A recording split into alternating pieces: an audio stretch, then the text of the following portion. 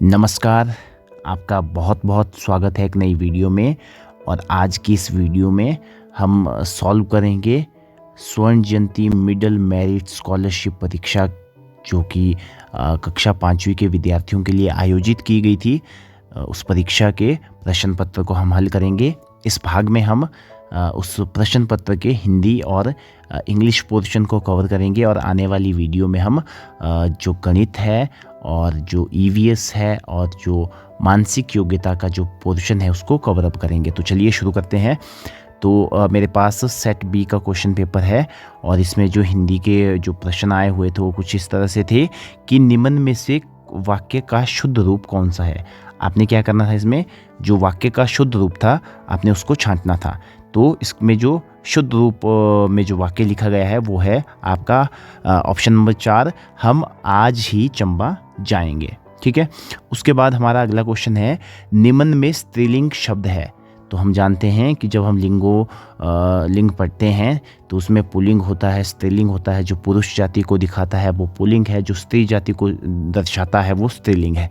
तो स्त्रीलिंग शब्द इसमें से कौन सा है? तो इसमें हमारी जो आंखें हैं वो स्त्रीलिंग शब्द है। ठीक है, क्योंकि जब हम वाक्य में प्रयोग करते हैं जैसे कि उसकी आंख जो है खुली की खुली ही रह गई। ठीक है, तो इस तरह से हम देखते हैं कि वाक्य में जो शब्द का उपयोग किया गया है वो स्त्रीलिंग के रूप में। तो जो आंखें हैं वो स्त्रीलिंग शब्द है। उसके बाद हमारा अगला प्रश्न है, निम्न में कौन सा शब्द प्रबल का समानार्थक नहीं है? आपने इसमें से प्रबल का जो समानार्थक शब्द नहीं है उसको छांटना है। तो जैसा हम जानते हैं कि उग्र ये भी प्रबल का समानार्थक है, प्रचंड ये भी इसका समानार्थक है, सबल ये भी प्रबल का समानार्थक है। केवल जो हमारा ये दुर्बल है ये इसका समानार्थक नहीं है, ये इसका विपरीतार्थक शब्द है प्रबल का। तो इसमें जो सही आंसर है वो आपका सेकंड है, दुर्बल। उसके बाद 44 है, हिमाचल डैश सुंदरता से भरपूर राज्य है। ये तो काफ़ी आसान है, इसमें आएगा प्राकृतिक सुंदरता से भरपूर राज्य है। उसके बाद उसने अपनी ऊल जलूल कल्पना को कागजों पर उकेर दिया। इस वाक्य में विशेषण शब्द है। विशेषण क्या होता है? जो संज्ञा और सर्वनाम की विशेषता को व्यक्त करता है। तो यहाँ पर जो विशेषण शब्द है वो है ऊल जलूल। ऊल जलूल शब्द जो है इस वाक्य में विशेषण है। उसके बाद हमारा अगला प्रश्न है, पंडित जी ने महाभारत की कथा सुनाई। इस वाक्य में महाभारत कौन सी संज्ञा है? तो महाभारत जो है एक ग्रंथ का नाम है, तो ये जो है व्यक्तिवाचक संज्ञा है। उसके बाद 47 है, नकार खाने में तूती की आवाज़ लोकोक्ति का अर्थ है। तो ये जो है कौन सा इसमें कौन सा ऑप्शन सही है?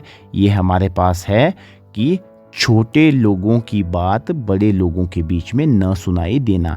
ये जो है आपका जैसा सवाल वैसा जवाब जो है पाठ 2 है कक्षा 4 हिंदी का, उसमें जो है ये लोकोक्ति आती है। तो आपने बिल्कुल ध्यान से पढ़ना है, क्योंकि जब जब आगे भविष्य में जो स्वर्ण जयंती मिडिल मेरिट स्कॉलरशिप परीक्षाएं आयोजित की जाएंगी तो कक्षा 3 से कक्षा 5 का जो आपका सिलेबस है उसी में से जो है प्रश्न पूछे जाते हैं। उसके बाद देखिए, कभी खलीता पर बन आती अनजाने पैसा गिर जाता। ये भी कक्षा 4 की एक कविता है। इन पंक्तियों में खलीता शब्द का क्या मतलब है? तो खलीता का मतलब क्या होता है? जेब होता है खलीता का मतलब। उसके बाद है, निम्न शब्दों में शुद्ध शब्द कौन सा है? तो ये भी काफ़ी कन्फ्यूजन रहता है कि हम जो कवि का स्त्रीलिंग कैसे लिखते हैं। तो हम कैसे लिखते हैं? कवयित्री।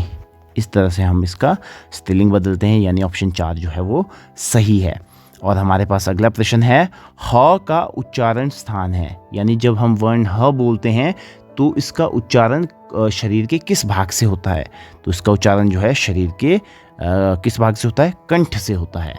ठीक है, तो ये हमारा हिंदी का पोर्शन था। उसके बाद हमारा इंग्लिश का पोर्शन में जो क्वेश्चन था वो क्या था कि read the following passage carefully and answer question number 51 to question number 53।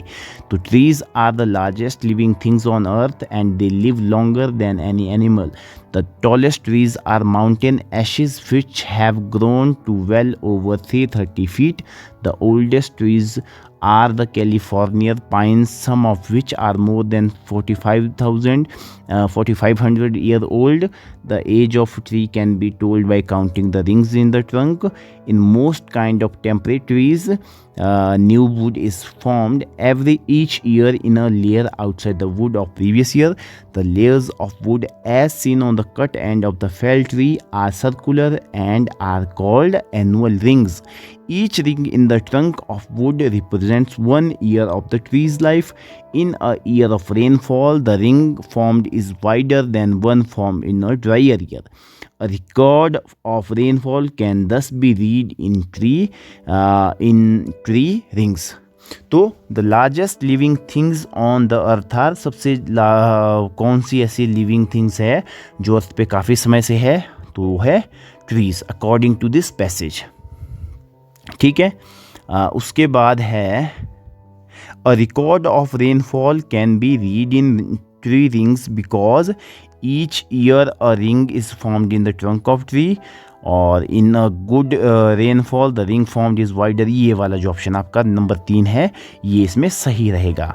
उसके बाद है if a tree has 50 rings in its trunk its age is, तो जितने इसमें रिंग होंगे उतनी ही साल का आपका पेड़ होगा, जैसे पैराग्राफ में बताया गया है, यानी 50 ईयर्स का ही आपका पेड़ होगा।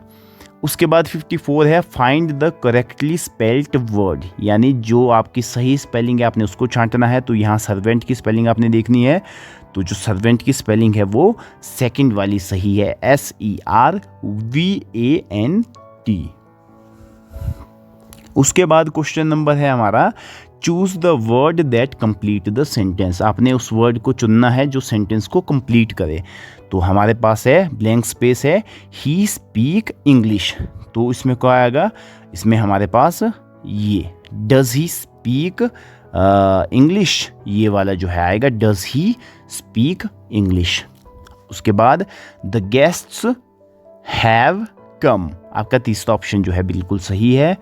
उसके बाद I saw a dash of बीज इन द यार्ड, तो जो मधुमक्खियों का जो झुंड है उसको क्या बोलते हैं, उसको बोलते हैं स्वार्म ऑफ बीज। तो ऑप्शन जो नंबर 3 है वो क्या है आपका सही है। उसके बाद है चूज द करेक्ट सेंटेंस, जो सेंटेंस ग्रामेटिकली करेक्ट है आपने उस सेंटेंस को चुनना है। तो इसमें जो ग्रामेटिकली करेक्ट सेंटेंस है वो आपका 4 नंबर वाला है, would you like a glass of water. ठीक है, ये वाला जो सेंटेंस है ग्रामेटिकली करेक्ट है। उसके बाद है Namrata was surely a good archer, here surely means, यानी श्योरली का यहाँ क्या मतलब है, तो यहाँ श्योरली का मतलब है सर्टेनली, निश्चित रूप से ही वो एक अच्छी तीरंदाज है। उसके बाद है बर्निंग विद क्यूरियोसिटी, तो बर्निंग विद क्यूरियोसिटी इसका क्या मतलब होता है, इसका मतलब होता है आपका नंबर 3 टू बी इनक्यूजिटिव, यानी जानने के लिए उत्सुक रहना। तो इस तरह से हमने स्वर्ण जयंती मिडिल मेरिट स्कॉलरशिप परीक्षा के इंग्लिश और हिंदी पोर्शन को कवर कर लिया इस वीडियो में। आने वाली वीडियो में इस प्रश्न पत्र के हम बचे हुए 3 पोर्शन जो है यानी EVS, मैथमेटिक्स और मेंटल रीजनिंग जो है उसको सॉल्व करेंगे। आपका वीडियो को देखने के लिए बहुत बहुत धन्यवाद, बहुत बहुत आभार। जय हिंद, जय हिमाचल।